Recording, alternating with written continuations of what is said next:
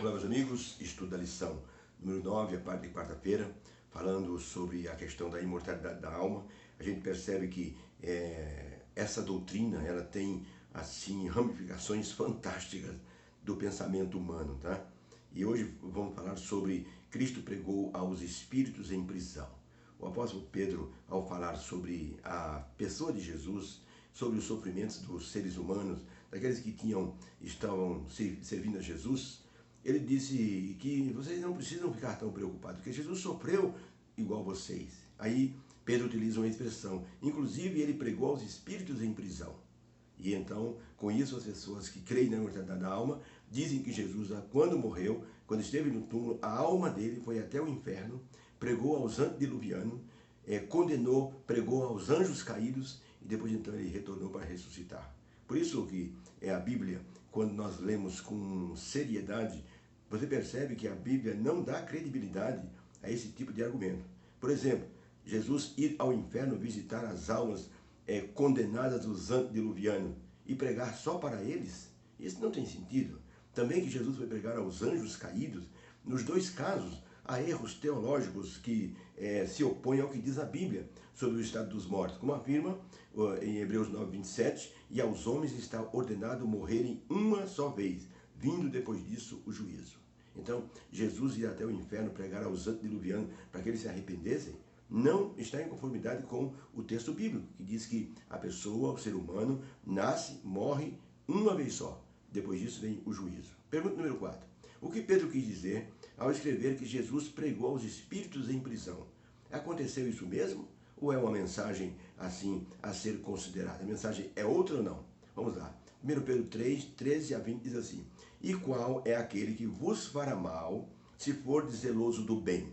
Mas também, se padecerdes por amor da justiça, sois bem-aventurados, e não temais com medo deles, nem vos turbeis.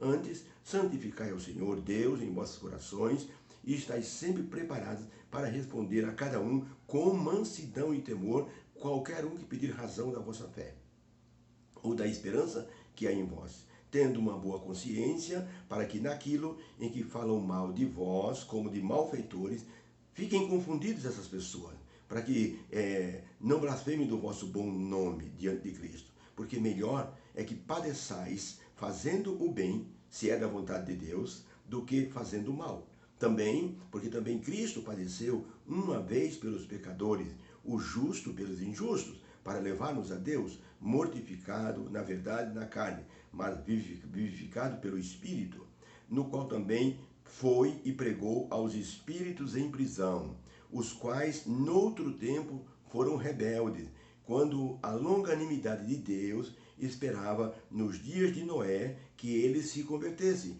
enquanto se preparava a arca, na qual, isto é, 8 almas se salvaram. Então, para a pergunta, o que Pedro quis dizer ao escrever que Jesus foi pregar aos espíritos em prisão? Resposta: Pedro não está falando do estado dos mortos. Pedro, ele está falando da pregação aos cativos do pecado. Toda pessoa que nasce nesse mundo é cativo do pecado, é escravo do pecado. Então, Jesus pregou aos antediluvianos, mas através da pessoa de Noé. E eles rejeitaram a mensagem. Então, sacramentaram, assim, a vida deles, o destino deles para sempre. Pedro está dizendo que as pessoas que rejeitarem Jesus se perderão também. Pedro não está apoiando a crença da imortalidade da alma. A ideia de Cristo pregar aos espíritos em prisão no inferno é para desafiar a nossa inteligência. Porque Cristo, por exemplo, ele não iria ao inferno de fogo. Biblicamente não existe esse inferno de fogo. A palavra que é usada, Sheol, ou Hades no grego, significa lugar de silêncio, não é lugar de tormento. A pessoa morreu e foi para o Hades. A pessoa foi colocada no Sheol, ou seja, colocada num lugar de descanso, na terra, no pó da terra, na sepultura. Então não existe, biblicamente, um lugar onde há tormento de fogo e as pessoas estão queimando continuamente lá. Então, a expressão Jesus foi e pregou aos espíritos em prisão no inferno não é verdadeira, esse pensamento, tá? Outros até, por que Jesus iria somente para os antediluvianos? E os outros que se perderam? E o povo de Sodoma e Gomorra, que também foi destruído por causa da impiedade deles. Jesus teria que pregar também, então Jesus estaria sendo parcial, indo somente aos antediluvianos, mas onde estavam essas pessoas? As almas dessas pessoas estavam precisando de arrependimento? Não tem sentido. Se eles já estão votados para a destruição, conforme dizem as profecias do Apocalipse, aqueles que morreram e não receberam Jesus no coração, já estão votados para a destruição.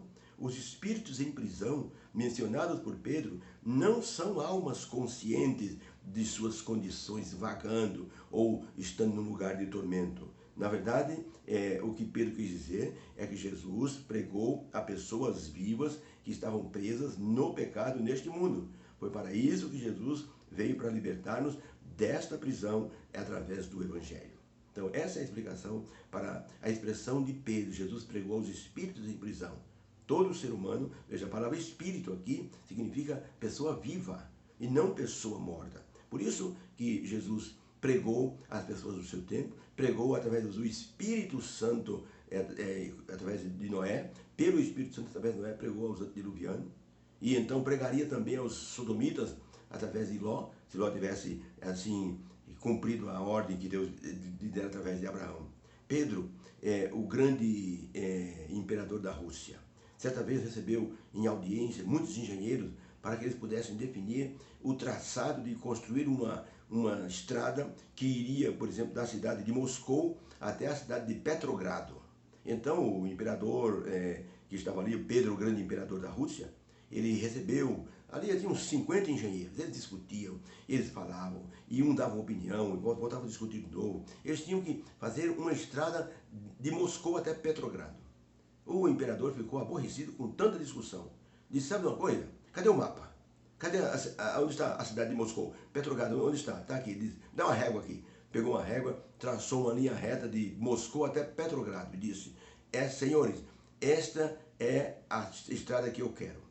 Ponham-se mãos à obra e que eu quero essa estrada pronta o mais rápido possível.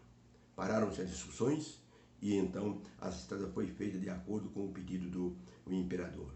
Esse era o traçado da estrada. Era o único aceitável. Por isso, a história conta que a estrada foi feita como o imperador determinou. A esse exemplo, podemos dizer que os homens traçaram caminhos para obterem a salvação e chegarem ao céu. Um desses caminhos é a imortalidade da alma, onde a pessoa tem chance de uma redenção. O purgatório, onde através de penitência os parentes vivos podem transferir uma alma que não foi muito boa para o paraíso através de penitência. Tá? Cristo Jesus veio a este mundo para morrer pelos pecadores. E o ser humano depende de Jesus. Dizer que a pessoa tem outra condição de salvar-se é completamente enganoso. Não existe. Jesus é o único salvador para o ser humano.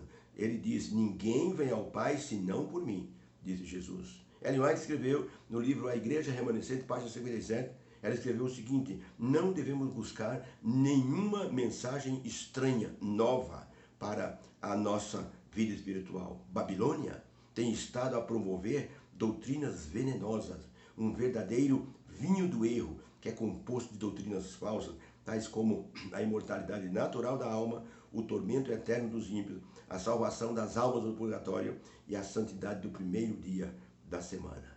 Devemos rejeitar essas falácias como sendo do inimigo. Vamos então colocar-nos em alerta, porque Jesus Cristo não foi pregar a nenhum espírito de prisão e não foi pregar aos anjos caídos para que eles pudessem se arrepender. Como disse o apóstolo, os anjos caídos estão reservados para a destruição. Vamos orar. Obrigado, Senhor, pela lição de hoje. Que a tua bênção esteja em nosso coração. Possamos entender que só nos salvamos através de Jesus. Dá-nos então esta graça, que o Senhor nos aceite como teus filhos, em nome de Jesus. Amém. Fica com Deus, um beijo no coração, tenha uma excelente quarta-feira.